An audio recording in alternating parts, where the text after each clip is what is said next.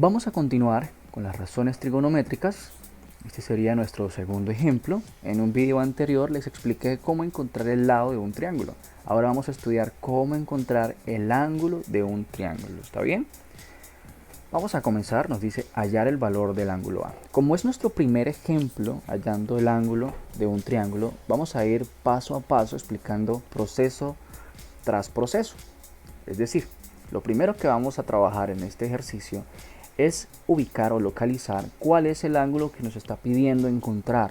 En este caso es el ángulo que está representado con la letra A, el que está acá arriba. Bien, este ángulo le podemos colocar un nombre. Le vamos a colocar alfa. En trigonometría o en geometría, los ángulos pueden tener algunos nombres como alfa, beta, tita, que son como los tres más comunes. El nombre como tal no importa, se utiliza es para poder separar los diferentes ángulos que tiene un triángulo, ¿está bien? Entonces, teniendo ya el nombre del ángulo, en este caso alfa, vamos a comenzar cómo encontrar entonces los catetos y la hipotenusa. Una fórmula muy importante o muy fácil para encontrar los catetos es ayudándose con el ángulo de 90 grados.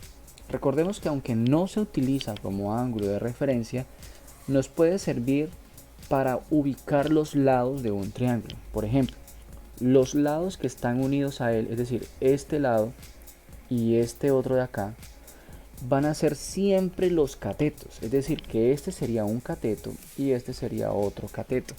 ¿Ok? Ahora, ¿cuál es el cateto opuesto y cuál es el cateto adyacente? Eso va a depender del ángulo que estemos utilizando como referencia. ¿Cuál estamos usando como referencia acá?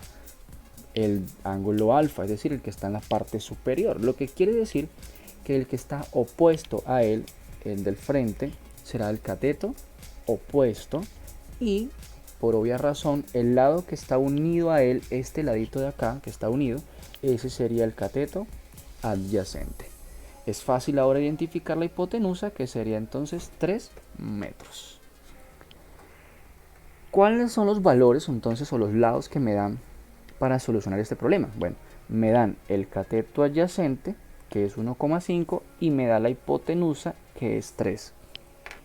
Vamos a estudiar cuál de nuestras tres razones trigonométricas me dan la hipotenusa y el cateto adyacente.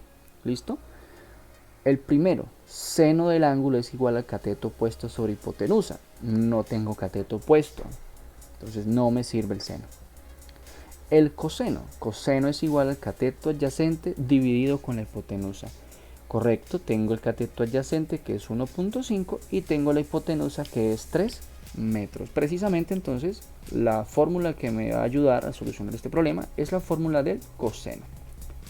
Vamos a escribir por acá entonces, coseno del ángulo es igual al cateto adyacente dividido en la hipotenusa. Entonces, teniendo ya claro quiénes son, cuál es la fórmula que voy a utilizar para encontrar entonces el ángulo, vamos ahora a sustituir los valores que ya conocemos. Por ejemplo, tengo coseno, ¿okay?, del ángulo, que el ángulo le he colocado un nombre. ¿Cuál es el nombre que le he colocado al ángulo? Alfa. Va a ser igual al cateto adyacente. ¿Cuánto vale? 1,5 metros o 1,5 metros dividido en la hipotenusa, que vale 3 metros. Listo. ¿Qué es lo que necesito despejar acá? Recordemos que lo que necesito despejar es el ángulo, es decir, alfa.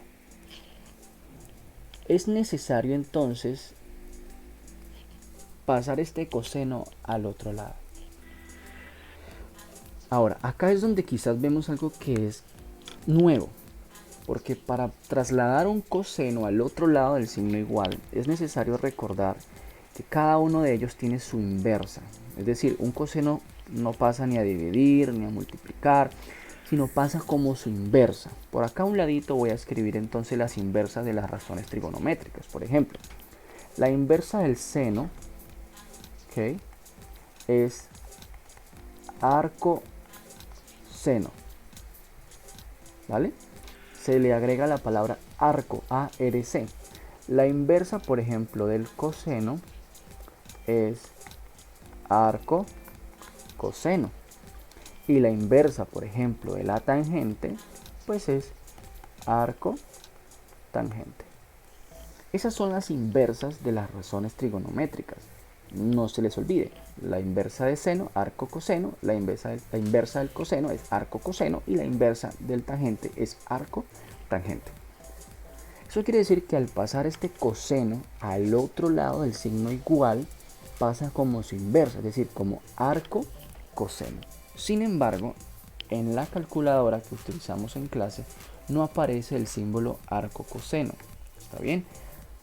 En la calculadora, la inversa de una razón trigonométrica está representada como elevado a la menos 1. Por ejemplo, ustedes pueden localizar acá las tres razones, seno, coseno y tangente, y voy a seleccionar la inversa del coseno. Para seleccionar la inversa del coseno está en la parte de arriba de la tecla coseno, que aparece en amarillo, coseno elevado a la menos 1. Esa sería la inversa del coseno.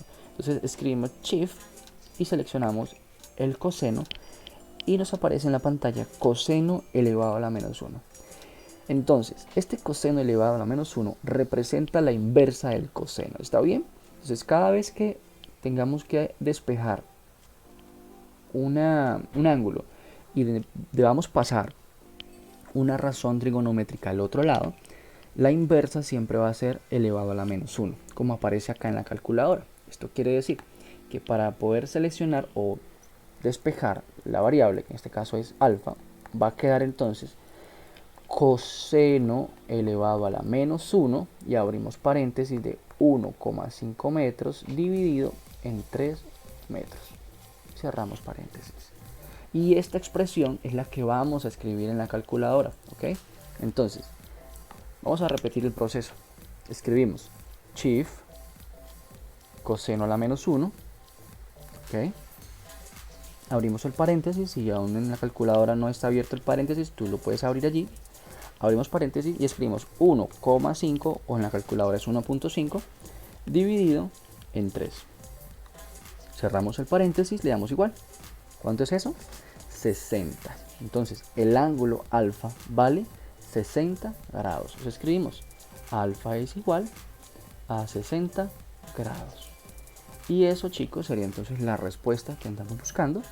Hallar el valor del ángulo A, pues el ángulo A vale 60 grados.